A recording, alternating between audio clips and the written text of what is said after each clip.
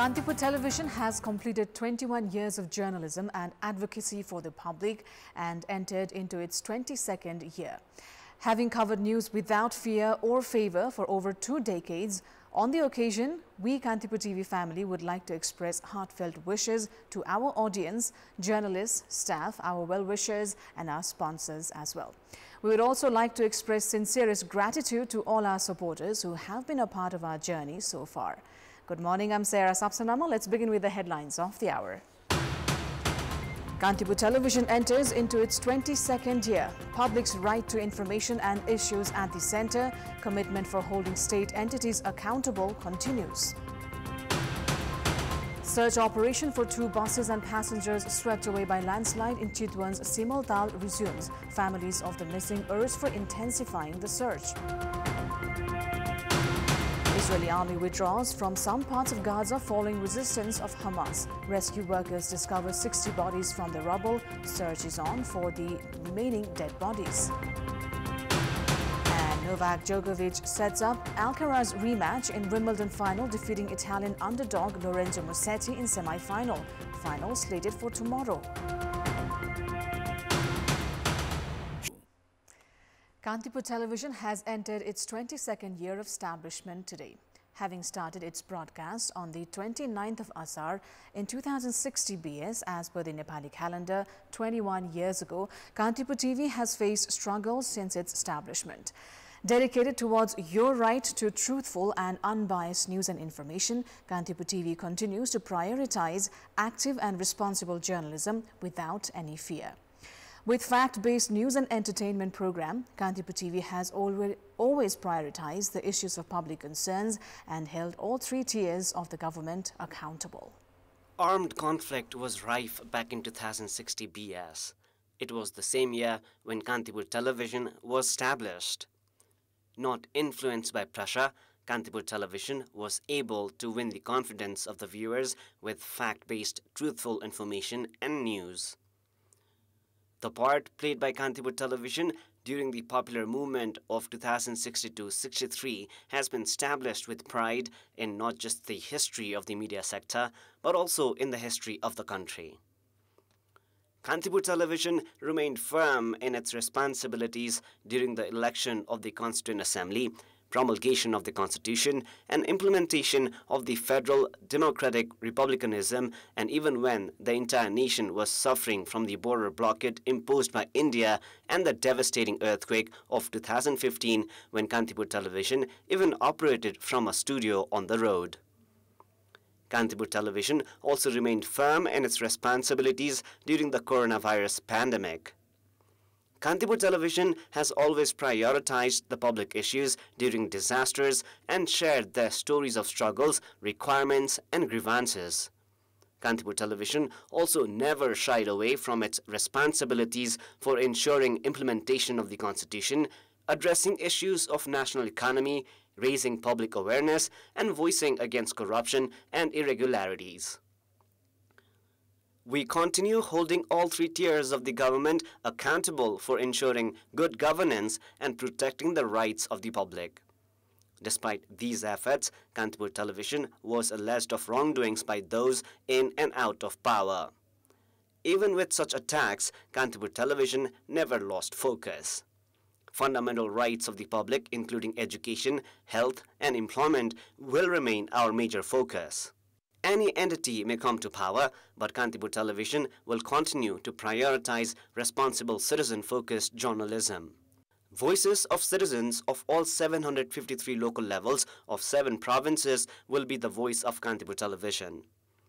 Social issues, information technology, entrepreneurship, and the success of the sweat of Nepali nationals employed abroad will be our priority. Kantipur Television has become a member of each Nepali family, while its presence is equally strong in the digital platforms.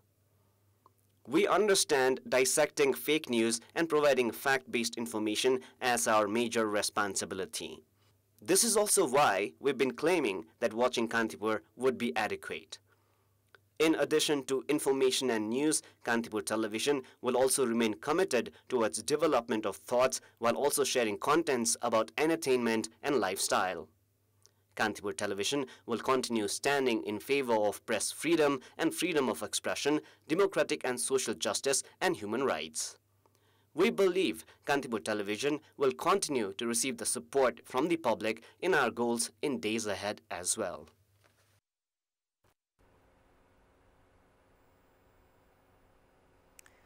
The whereabouts of passengers of 2 buses that were swept away by landslide in Chitwan Simultal along the Prithvi Highway is still unknown. Search and rescue team comprising of security personnel from Nepal Army, Armed Police Force and Nepal Police have been conducting the search operation since early morning, but to no avail.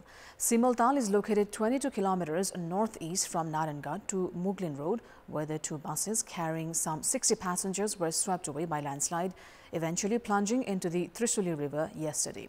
Security personnel carried out search operation till late yesterday and found a curtain and a child's cloth. The team has been using magnet water drones to detect the bus. Although the water levels in Trisuli River has decreased by 2 meters, the muddy waters have made it difficult to identify any object. 3 of the passengers in one of the buses had jumped off the bus and saved themselves as it was being swept by landslide. Families of the missing passengers have urged for effective search operation. CPN-UML Chair KP Sharma Oli has staked his claim to lead the new government to the President's office as per Article 76, Sub-Article 2 of the Constitution, immediately after President Ramchandra Paudel made the call to form a new government. Oli had reached the office of the President, Shital Niwas, with Nepali Congress President Sher Bahadur Dewa last night. Oli has the support of 166 lawmakers from Nepali Congress and CPN-UML. Other fringe parties, Janata Samajwadi, Janamat, Loktantrik Samajwadi and Nagarik Unmukti also have supported the UML and Congress alliance. However, Oli had reached the office of the President with signatures of lawmakers from just the 2 parties. This comes after outgoing Prime Minister Pushpa Kamal Dahal failed to garner majority votes at the Parliament. President Paudel had consulted with legal and constitution experts regarding the formation of a new government and has begun preparations for the appointment and swearing in of the new Prime Minister, which is scheduled for Sunday. After failing to get the confidence of the Parliament, outgoing Prime Minister Pushpa Kamal Dahal met with President Ramchandra Paudel and urged for the use of wisdom while forming a new government. Premier Dahal had reached the office of the President straight from the Parliament yesterday. He also returned to his private residence in Kumaltar yesterday itself and interacted with the locals and his relatives, informing them that he had urged the President to make wise choice while forming the new government. CPN Maoist Centre Chair Pushpa Kamal Dahal has been relieved of his responsibilities from the capacity of Prime Minister after he failed yesterday's floor test at the meeting of the House of Representatives. In his 18-month period in power, Dahal had taken the floor test for the 5th time yesterday. CPN Maoist Centre Chair Dahal did not receive the vote of confidence. Of the 258 members present at the meeting of the lower house, Dahal received only 63 votes. As 138 votes were required to remain as the Prime Minister, Dahal has now been relieved from the position as 194 votes were cast against him, while 1 lawmaker remained neutral. प्रतिनिधि सभाबाट विश्वासको मत प्राप्त गर्न राख्नु भएको प्रस्तावको पक्षमा 63 मत परेको र उक्त संख्या नेपालको संविधानको धारा 100 को उपधारा 3 बमोजिम प्रतिनिधि सभामा तत्काल कायम रहेको सम्पूर्ण सदस्य संख्याको बहुमत नभएकोले सम्माननीय प्रधानमन्त्री पुष्प कमल दाहाल प्रचण्डले प्रतिनिधि सभाबाट विश्वासको मत प्राप्त गर्न राख्नु भएको प्रस्ताव अस्वीकृत भएको घोषणा गर्दछु। Dahal had received votes from 32 lawmakers from his party CPN Maoist Centre, 21 from Rashtriya Swatantra Party and 10 from CPN Unified Socialist. He had faced the Parliament despite knowing he was in minority after CPN-UML joined hands with Nepali Congress. And in this context, in our Public Voice segment, we've asked in several provinces what is their suggestion for the new government. Let's take a look at what they had to say.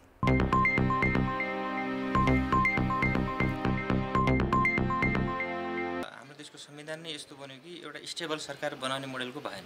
दिगो सरकारको परिकल्पना गर्न आवश्यक छ। रोजगारी नभएर विदेश गएका युवाहरूलाई नेपालमै रोजगार दिने वातावरण सृजना गर्नु पर्यो। साना योजना बनाउने तर त्यो जसको परिणाम देखियोस् भन्ने खालका योजनाहरू चाहिँ सरकारले बनाउन सक्नु पर्छ। भ्रष्टाचार विरुद्ध चाहिँ खोलिएका फाइलहरू छन्, तिनीको चाहिँ सत्य तथ्य बाहिर आउन पर्यो। सरकार चाहिँ स्थायित्व रहोस्, जति अवधि त्यो पुरा कार्यकाल काम गर्छ सरकार बार-बार ढाल्ने र बनाउने खेल नहोस् यही उसको कामको सिर्जना गर्दै युवा अनि देश पनि बन्ने थियो सबभन्दा पहिलो काम भ्रष्टाचार रोक्नु दोस्रो काम सुशासन गरोस् राष्ट्रिय रूपमै पहिचान भइसकेका भ्रष्टाचारीहरूलाई चाहिँ तत्कालै कारबाही गर्नका लागि प्रक्रिया अगाडि बढाउनु समानुपातिक सांसदहरूको संख्या कम गरिदिए भन्ने जस्तो लाग्छ भ्रष्टाचार गर्नु भएन यदि भ्रष्टाचार गरेकोहरूलाई पनि चाहिँ कारबाही चाहिँ राम्रैसँग गर्नुपर्छ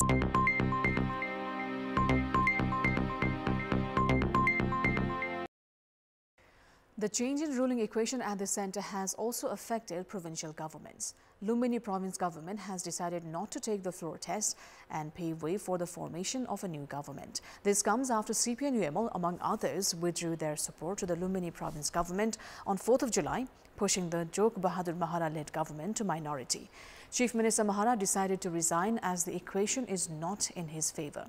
The province has seen a change of chief minister on 3 occasions. Mahara had formed the government with the support of CPN-UML and other fringe parties on 5th of April. It is now time for our segment Public Pulse, where you text us with your opinion. The question is, what should be done to curb the accidents at highways during risks of floods and landslides? Your options are A. Don't drive during risks, B. Prepare rescue mechanism, and C. Build strong infrastructures. The voting is on. Type NEWS, select your option A, B or C and send it to 34001 to share your opinion with us. Time now for international update.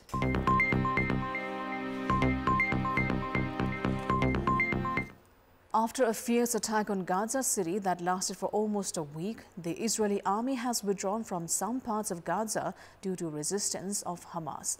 The Gaza Civil Emergency Service said that last week the Israeli army had captured Del Al-Hawa and Sabra areas in Gaza and launched an offensive attack. After the withdrawal of the Israeli army from the area, the rescue workers found 60 bodies from the rubble. It is said that the rescue workers' search operation for the remaining dead bodies is still underway. According to local media, many houses and roads there were destroyed due to the attack. The rescue team said that although the Israeli tanks have withdrawn from some areas, the Israeli snipers and tanks are still controlling some places. The rescue team has asked the locals not to return immediately. Al Jazeera wrote that 4 employees of the British aid organization were killed when the Israeli army attacked Khan Yunis yesterday. A new round of talks has begun in Doha, Qatar, but the Israeli army continues to attack Gaza. According to an Israeli news outlet, the Gaza ceasefire and the release of hostages are becoming more complicated due to disagreements between Israeli Prime Minister Benjamin Netanyahu and intelligence chief David Barnea. Elsewhere, rescuers pulled at least 7 bodies from the rubble of a collapsed school building in central Nigeria's Plateau State yesterday. The 2-story structure crumbled around 7:30 local time, raising fears of student and teacher casualties. According to local authorities, 5 students have been rescued alive so far. Rescue operations are ongoing, with security forces including soldiers and police at the scene. Building collapses are common in Africa's most populous nation, often attributed to lax regulations and the use of substandard construction materials. The incident highlights ongoing concerns about building safety standards in Nigeria, where similar tragedies have occurred in recent years. Local officials have not yet commented on the cause of the collapse or the total number of people who may have been in the building at the time of incident. That is all for the moment. Thank you for watching. Bye for now.